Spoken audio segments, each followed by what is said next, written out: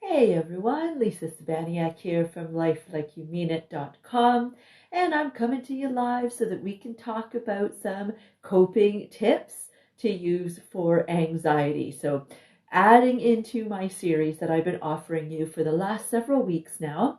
So, go on over to my IGTV. If you're watching this on YouTube, check out my Coping with Anxiety Tips playlist. And if you're watching on Facebook, the same. You can go and search for all of my videos. So I think we've got close to 20 of them now, each with individual tips to help you cope with your anxiety.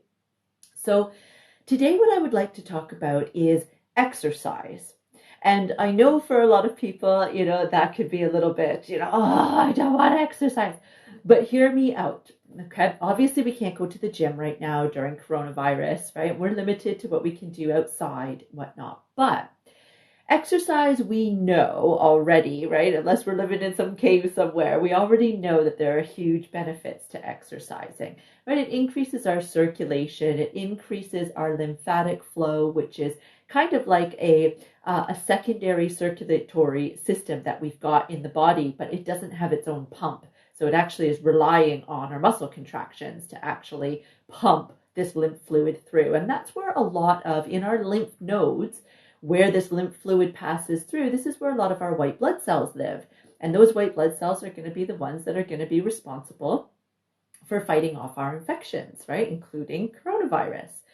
So when you are under stress, we release some hormones that are very, very specific to help us save our lives, right? And I've talked about this before, actually, in one of my very first posts giving you tips for coping with anxiety.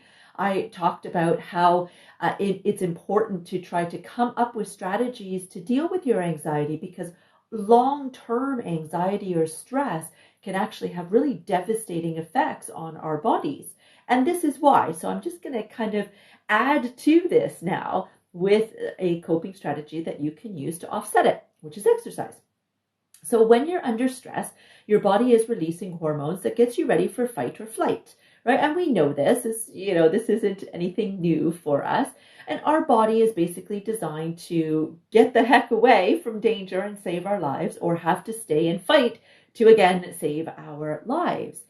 And the thing is that when our body is receiving these hormones that we are releasing because of fear or stress, anxiety, whatever it is we're perceiving as the threat, our body shuts down all of our other processes that it does not deem to be necessary in order to flee or fight.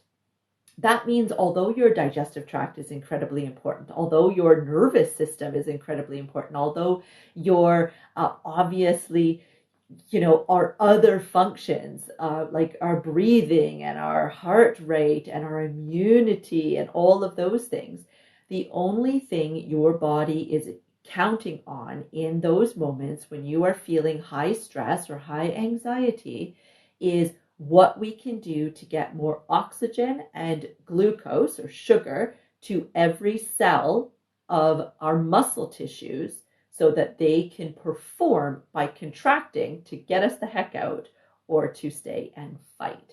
So that means our breathing is going to increase and our heart rate is going to increase, not because we are actually trying to maintain these types of things and have good overall health, but because we're trying to get oxygen and glucose or sugar to all of these cells. And we're going to do that through the blood. So we need to increase how much the heart is pumping so that we increase how much blood is flowing. But that means that our digestive system and our immunity, for example, they are not important as far as the body is concerned in this moment, because the body doesn't realize that we are experiencing something that's going to give us prolonged stress or anxiety. It doesn't have the forethought to be able to realize the situation that we're in and actually weigh it out and say, okay, this isn't actually a life or death situation. While this is something to be concerned about and to be thoughtful on, I don't need to take away from my immune system the very thing that could actually save me in this. We don't have that ability to actually do that, because of course all of this is all innately ingrained in us from when we were very early ancestors, right? Our early ancestor humans. So, we were fending off large animals that were trying to eat the same prey as us, or, other humans that had come into contact with us as we're all roaming about and things like that.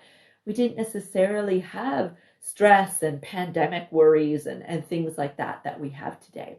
So, long story short, your body is releasing hormones to get you ready to save your life when you are feeling stress. And that cuts down all of the other systems of the body, their ability to function properly, including your immune system. Exercise, on the other hand, has been well documented in many, many studies to show so many benefits, and not just the physical benefits. I'm talking about the emotional well-being benefits, the mental health well-being benefits of exercise, and how we release endorphins and we release kind of counter hormones to the stress hormones, which helps to bring our stress hormones down, which means that our other systems of our body can actually come back into play again, which means our immune system can start functioning normally again, our digestive tract, so we can get nutrients from our food again. All of these types of things are able to go on as usual now because we are adding exercise, which is adding a new hormone, which is the opposite of our stress hormones and is helping to create balance. So what type of exercise that is, I don't care. It doesn't actually matter, right? If you're not exercising at all right now, getting up and actually using your 30 minutes, being allowed to be outdoors and exercising, using those 30 minutes to go for a walk is exercise as far as your body is concerned. If you were hitting the gym every single day before, then okay, you're going to have to kick it up a notch. Going for a walk isn't going to cut it for you to release the same level of endorphins that you were releasing before. But you know that because you know whether you feel good or not. Right? So exercise, right now I'm doing Joe Wicks workouts every morning. I started a couple of weeks late, so I went back to the very beginning. So I'm not watching him live and doing it live. I'm doing it 2 weeks before, or 2 weeks off from everybody else doing it live. And I get up a lot earlier and doing it first thing before I start my day. And then I go out for a 30-minute walk on my lunch break as well to get my exercise, right? So again, don't concern yourself with what the scale says, how your clothes are fitting necessarily, that type of thing. Focus on doing some exercise to try to help with your mental and your emotional well-being by simply triggering some hormones that can take care of all of that for you without you having to do much of anything else, really. I hope that helps and gives you another tangible tip for coping with anxiety during this time and any time. I'll be back tomorrow live again to give you some other tips. Bye.